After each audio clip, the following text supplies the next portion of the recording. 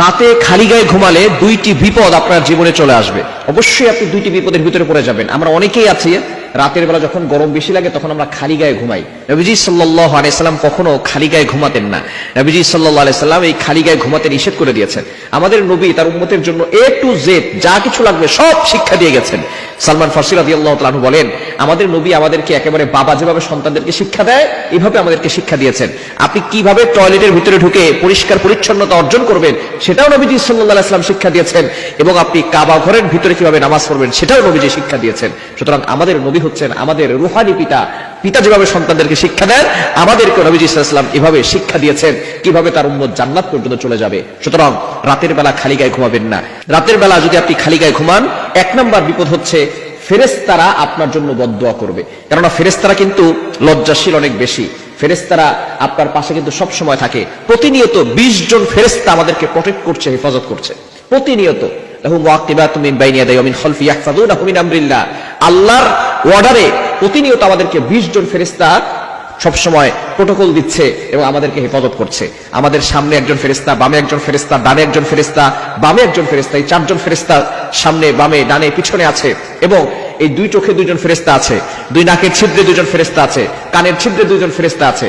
তাহলে এখানে হচ্ছে 6 জন, আর সামনে পিছনে বাম পাশে ডান পাশে হচ্ছে 4 জন, মোট হচ্ছে 10 জন। এই 10 জন সকাল থেকে সন্ধ্যা পর্যন্ত ডিউটি পালন করে।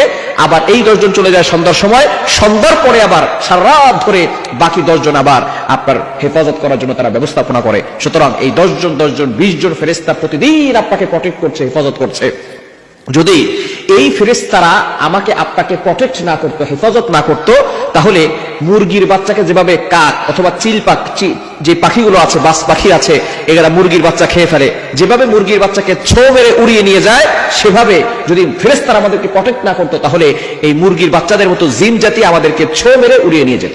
সুতরাং অবশ্যই এই ফেরেশতারা আল্লাহর অর্ডারে আমাদেরকে হেফাজত করছেন। সুতরাং আপনি রাতের বেলা খালি গায়ে ঘুমাবেন না। ফেরেশতারা এতে লজ্জাশীল হন এবং আপনার জন্য দোয়া করেন না। এজন্য অবশ্যই এই বিষয়গুলো খেয়াল করতে হবে। দ্বিতীয় নাম্বার হচ্ছে, যারা রাতের বেলা খালি গায়ে ঘুমায় তাদের বিভিন্ন রোগ হওয়ার সম্ভাবনা আছে এবং জিনের আসর লাগার সম্ভাবনা আছে।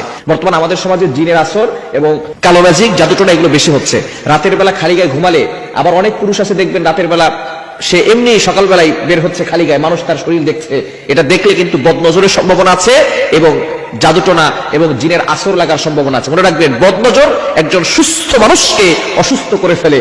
বদনজর একটা উটকে, সুস্থ উটকে রান্নার পাতিলে পর্যন্ত পৌঁছে দেয়। অর্থাৎ সে অসুস্থ হয়ে পড়ে, তাকে শেষ পর্যন্ত মালিক জবাই করে রান্নার পাতিলে করে রান্না করে খায়। নবীজি সাল্লাল্লাহু আলাইহি ওয়াসাল্লাম বলেছেন, একজন সুস্থ উটকে বদনজর রান্নার পাতিলে নিয়ে যায় এবং একজন সুস্থ